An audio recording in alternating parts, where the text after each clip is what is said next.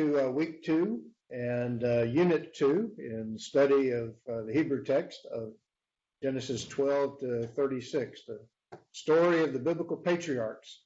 In this week's lesson, focusing upon the call of Abraham, the family departing from Ur of the Chaldees, going up into upper Mesopotamia, and then finally beginning that journey into the land of Canaan, that which would become the promised land for the family of Abram, Sarai, and the larger company, as we read in the text. We will work on, of course, the text, beginning in the end of Genesis chapter 11, the background of Terah, father of Abraham, and follow the journey, moving then into the land of Canaan and through the beginning verses of chapter 12, which focus upon the call of Abraham to be a blessing to the nations.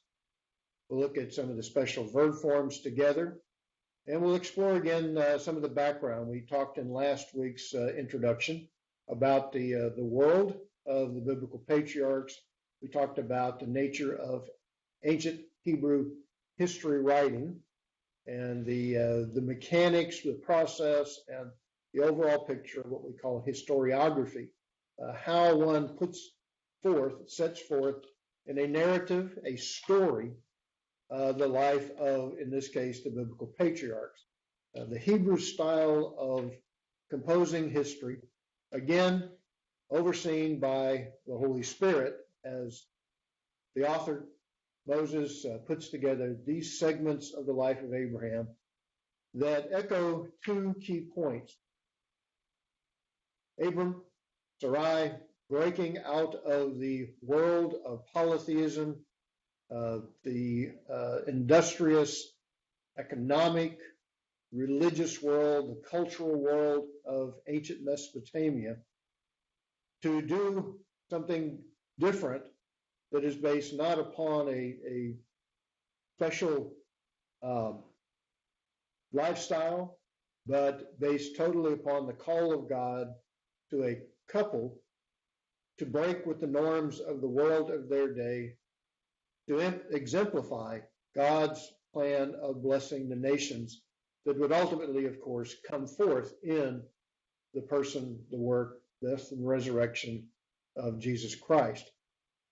God's intent was from the beginning to bless the nations. And so we want to explore what it means to be a blessing through the study of this text. Sometimes the aspects of blessing are, as we see in our own lives, sometimes the fullness of blessing is hindered by our own actions. The end of chapter 12, at least the latter part, Abraham goes through some interesting mechanics in passing off Sarah in the land of Pharaoh, in the land of Egypt.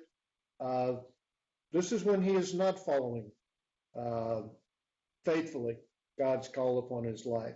But that's where the biblical story is very different from the ancient Near Eastern world, which always highlighted the power of the kings and the great blessings upon the kings by the gods of their various countries. But the Bible tells a very real story about the nature of humanity in our sinful state since the fall, Genesis chapter 3. But God's intent, in spite of us, so often is to bless our lives, and his greatest desire is that we be blessed and that we bless others as a result.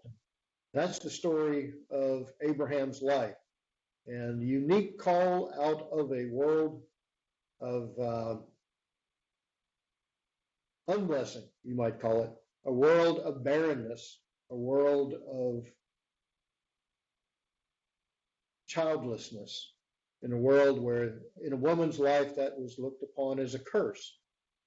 But for Abraham and Sarah, this would be an exemplar of God's greatest blessing to bring forth a son who would fashion anew the work of God in the midst of a historical setting somewhere around 2000 BC.